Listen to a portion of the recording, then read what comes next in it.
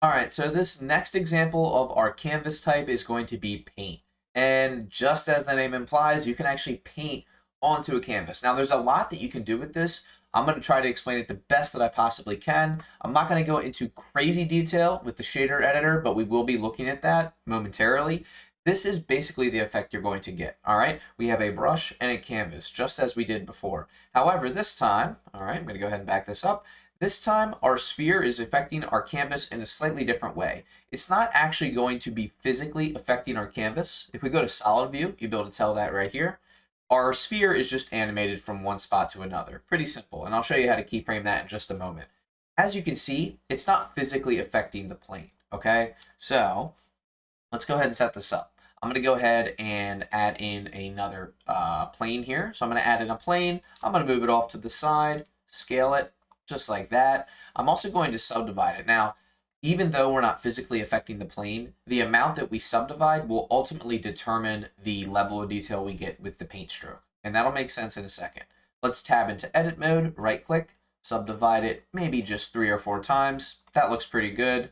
Tab out of edit mode. Now what I'm going to do is I'm going to add my dynamic paint canvas. I'm going to click on add canvas, and then under surface type, just make sure that is set to paint. And then all the way down here, you'll see where it says paint map layer. I'm going to go ahead and X out both the paint map and the wet map. I'm going to go ahead and click on paint map. I'm going to click this little plus sign here. Then I'm going to go up here and find this attribute. Click on attribute, and we are good to go. Now for the type, under the initial color tab down here, you're going to go ahead and choose color. And this will make sense in just a moment. But for right now, I'm just going to set that to a light blue, and we'll be able to see that later. All right, let's go ahead and move on. Now we're going to need a brush. Let's go ahead and click on add mesh. And I think I'll just choose a cylinder. That's fine. You can use anything you want for your brush. I'm going to scale it down. I'm going to go ahead and add a dynamic paint type for our brush. I'm going to choose brush, click on add brush, and everything else should be good. You can see it says paint color right here and it says blue. We'll just keep it at that. Now I'm going to go ahead and animate this. I'm going to go back to frame 0, click on my cylinder, press I. It'll just insert a keyframe. I'll move forward to frame 50, and I'll just go ahead and move this over here, and I'll press I. Now if we play this back, you'll notice we have some movement. Now that's just some very basic animation. We're not going to get too crazy with this, but I do want to show you what's actually happening behind the scenes. Now you can't really see anything right now, and that's because we don't have everything properly set up. Let's go ahead and head over to the shader editor. Now you'll notice if we play this back, right, we have something happening with our left canvas, but nothing happening with our right canvas. Now, how do we affect this? Well, there's something called the color attribute node. Now, if I click on my original plane, you'll notice that we have this color attribute that's plugged into our principal BSDF. Now, this might not make sense, but I'll explain it. Go ahead and click on your new plane, add a new material in your shader editor down here, Shift A, type in color attribute, and you will find the color attribute input. We're going to go ahead and click on that. And then right here, this is where we're going to select that attribute. You guys remember how we selected that earlier under our paint map layer? We're going to go ahead and select attribute. We're going to plug the color into the base color. We're going to go ahead and press play. And now you'll see we're actually drawing on our canvas. Now, why does it look so pixelated? That's because we didn't subdivide our canvas a lot. All right, so let's go ahead and take a look at the difference between these two canvases.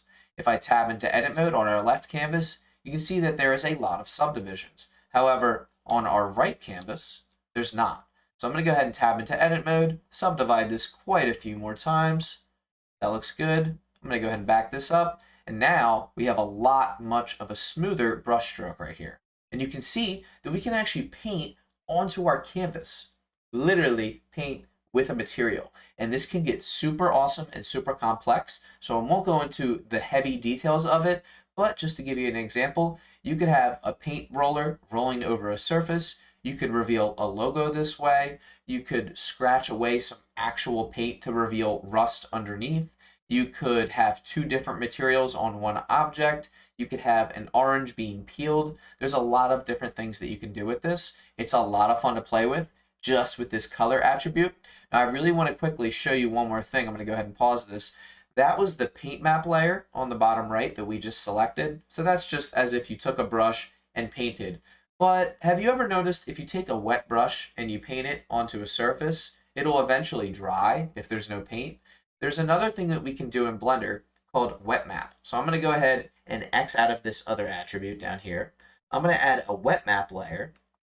Okay, and I'm going to click on attribute 001 because I've added a new attribute using that plus sign. And now I'm going to switch this attribute to attribute 001. Now let's go ahead and play this back. Let's see what it looks like.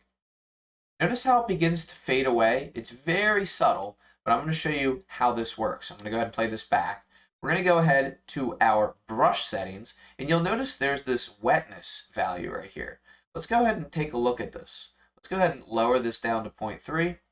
Let's back this up. Notice how now it's a much more faded look. This is the amount of wetness that the brush actually has. Now we want this to be able to eventually kind of evaporate in a way. So let's go ahead and back this up, and let's mess with some of the settings under the canvas value. You'll see right here that it takes about 500 frames for this to fully dry. Let's go ahead and choose 20 frames. Now look at what we have. Well, let's choose 50. All right, so now watch what happens as we brush on the canvas. Notice how we still get that line, but now it's drying over a period of 50 frames. Let me try 100 so we get a little bit more of an exaggerated effect. That looks much better. Now, what's really awesome is that you can easily fine-tune all of these settings yourself, but I wanted to show you guys what the actual paint value did in Blender for Dynamic Paint.